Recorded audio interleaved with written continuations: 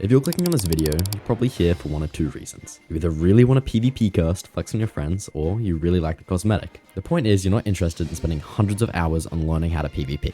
Or two, you're sick of being sunk when you're grinding out your world events and you really want to get better at PvP by playing Hourglass. Either category is fine. Throughout your journey, you may switch between one to the other, but the point is you want to learn Hourglass and you want to learn fast.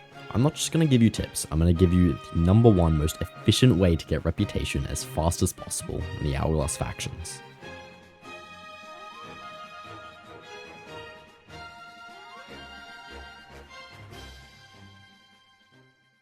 When you will rise out of the water, you immediately want to begin by fully turning your boat right and then half raising your sails. At this point, one of two things should occur. Your opponent will mirror this and be to the front left of you. This situation will turn into what's called an orbital. What you should do is turn your wheel around 3 to 4 notches left, but no need to count this as you will very quickly get a feel for how much you need to turn. If instead the boat turns the same direction as you, what you want to do is called a parallel, where both boats are headed the same direction. All you're doing in both of these situations is keeping them on the left side of your boat. This is a must-have to win. Your left side has less possible holes and your mast will always take damage on the right side first, giving you protection to repair it. Now we're going to start to head into cannon fire. Make sure your boat isn't going to start turning too hard or too soft and lose your angle. And hop on the cannons and begin firing. Try to see where your cannons are landing while still consistently firing. Seeing where they're landing means you can make adjustments to start hitting your opponent's boat. And your absolute do not is to start to run away if your mast gets hit. Your mast by no means is a condition for you to win.